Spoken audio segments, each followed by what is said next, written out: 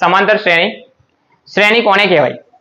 તો શ્રેણી તો એમ તો આપણે એવી વાત કરીએ કે આપણે પ્રેયરમાં સ્કૂલની અંદર ઊભા રહીએ છીએ બરાબર, એક પછી એક વિદ્યાર્થી ઊભા રહે તો આપણે એવું કહીએ કે ભાઈ શ્રેણી ઊભા છે, ક્લિયર?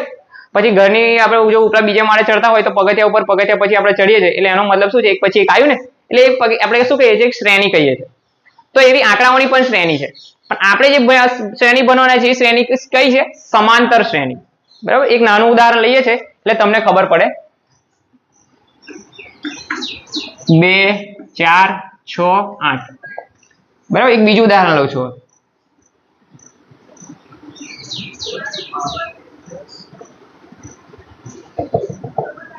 જો બે ઉદાહરણ લીધા છે, અહીં મેં આંકડાઓ લીધા છે બરાબર, એક પછી પહેલું પદ, બીજું પદ, ત્રીજું પદ, એ રીતે મેં પદ લીધા છે, પહેલા મને બીજામાં.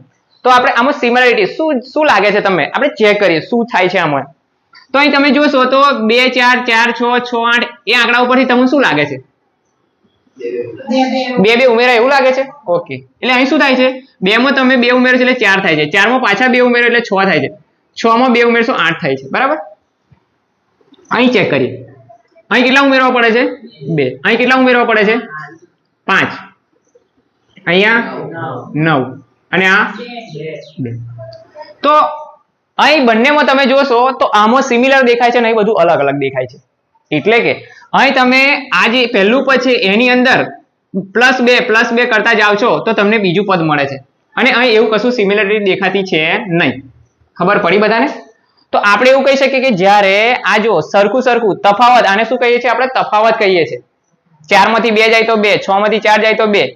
એટલે કે આ જે છે એ સમાંતર શ્રેણી છે અને આ સમાંતર શ્રેણી નથી, બરાબર. તો સમાંતર શ્રેણીની વ્યાખ્યા શું થાય કે પહેલું પદ છે એની અંદર તમે સરખા તફાવત ઉમેરતા જાઓ અને પછીના પદ મળતા જાય તો એને આપણે શું કહીએ છીએ? સમાંતર શ્રેણી કહીએ છીએ, ક્લિયર? તો આપણે એના ઉપરથી એવું કહી શકીએ કે સમાંતર શ્રેણી છે એ સમાંતર શ્રેણીમાં તફાવત કેવો હોય? સરખો.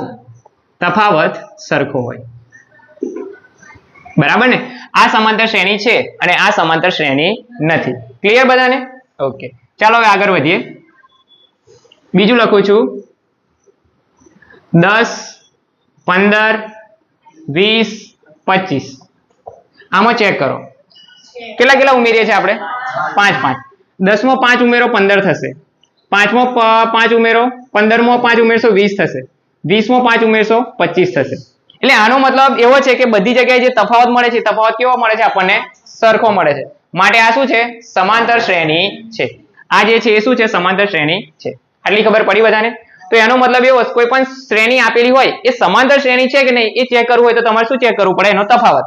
જો તફાવત બધી જગ્યાએ સરખો મળે તો આપેલ શ્રેણી એ સમાંતર શ્રેણી છે, અને જો તફાવત સરખો ના મળે તો એ સમાંતર શ્રેણી નથી. ઓકે.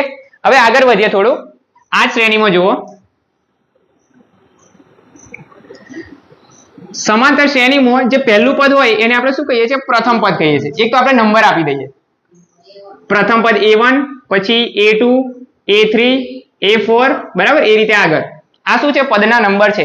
A1 એટલે 10, A2 એટલે 15, A3 એટલે 20 અને A4 એટલે 25, બરાબર ને? ચોથું પદ કયું છે? 25 છે. પહેલું પદ કયું છે? 10 છે. ત્રીજું પદ કયું છે? 20 છે. ઓકે. હવે પ્રથમ પદને આપણે A વડે દર્શાવીએ છીએ. શાના વડે દર્શાવીએ છીએ? A વડે. અહીં પ્રથમ પદ કયું છે? 10, બરાબર. બંને બોલીશું, A1 એ કહેવાય અને A પણ કહેવાય. અને પછી આપણે ચેક કરીશું શું? તફાવત કઈથી મળે? તો કે તફાવત એ રીતે મળે કે આગલું જે પદ છે એમાંથી તમારે એના પહેલાનું પદ છે એને શું કરવાનું? બાદ કરવાનું. કઈ રીતે? 15 માંથી 10 બાદ કરશો જવાબ કેટલો આવશે? 5, બરાબર. તો આનું આપણે એ રીતે લખી શકીએ કે ભાઈ તફાવત જ્યારે તમે જોઈતો હોય તો આ રીતે કરી શકો, A2 - A1. હંમેશા પછીનું પદ છે ને એના પહેલાનું પદ બાદ કરવાનું. ખબર પડી? પહેલામાંથી બીજાને બાદ નહીં કરવાનું. કઈથી બાદ કરવાનું? બીજામાંથી પહેલાને બાદ કરવાનું. એટલે A2 - A1 કરશો. A2 કેટલા છે તમારી પાસે? 15 માઇનસ A1 કેટલા છે? 10. એટલે આપેલ માહિતીનો જે તફાવત છે શું છે? 5 છે. અને તફાવતને આપણે શાના વડે દર્શાવીએ છીએ? D વડે, બરાબર. D એટલે ડિફરન્સ. ઓકે. પ્રથમ પદને આપણે A વડે દર્શાવીએ છીએ અને સામાન્ય તફાવતને આપણે D વડે દર્શાવીએ છીએ. ખબર પડી બધાને? ઓકે. તો બધાને ધ્યાન આપજો. હવે આપણે વાત કરવાના છે સમાંતર શ્રેણી છે એનું વ્યાપક સ્વરૂપ. તો સૌથી પહેલા એક સમાંતર શ્રેણી લખું છું 6 8 10 12 14 બરાબર ને? આ સમાંતર શ્રેણી છે. ઓકે, તફાવત કેટલો દેખાય છે આનો? 2 2 નો તફાવત છે. તો આને હું આ રીતે લખું છું. કઈ રીતે? તો અહીં લખું છું 6 અને 8 ને હું શું લખું છું? 6 + 2. લખાય કે ના લખાય? 10 ને હું લખું છું 6 + 2 × 2. લખાય? 2 દુ 4 થાય અને 6 ને 4 કેટલા થાય? 10 થાય. એ જગ્યાએ 12 ને હું લખું છું 6 + 3 × 2. 3 દુ 6 થાય અને 6 ને 6 કેટલા થાય? 12 થાય. એ જ જગ્યાએ હું 14 ને લખું છું 6 + 4 × 2. 4 દુ 8 થાય અને 8 ને 6 કેટલા થાય? 14 થાય. ક્લિયર? તો આ જે સમાંતર શ્રેણી છે એમાં પ્રથમ પદ શું હતું? 6 હતું અને તફાવત ડી કેટલો હતો? 2 છે. તો અહીં ચેક કરો શું થાય છે. આ a બરાબર 6 છે. જ્યાં જ્યાં 6 દેખાય છે ત્યાં a મૂકી દઈએ. આ a છે, આ 6 એટલે a વત્તા 2 એટલે શું? તો કે d. એ જગ્યાએ આની વાત કરીએ. 6 એટલે શું થશે? a થશે વત્તા 2 અને આ 2 એટલે શું? d.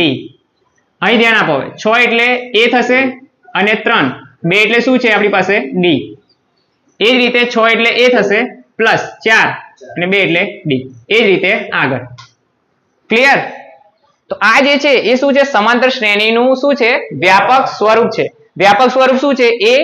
a + d, a + 2d, a + 3d, a + 4d, આના પછી શું આવશે? a + 5d, a + 6d. Clear ને? ઓકે, હવે ધ્યાન આપો શું છે. આ પહેલું પદ કહેવાય. 6 એટલે શું થાય? a1 થાય. 8 એટલે a2 થાય, a3, a4 અને આ શું છે? a5 છે. એટલે કે આના પ્રમાણે આપણે એવું લખી શકીએ a1 એટલે શું કહેવાય? a કહેવાય. a2 એટલે શું? a + d કહેવાય. a3 એટલે શું થાય? a + 2d કહેવાય. a4 એટલે a + 3d અને a5 એટલે a + 4d.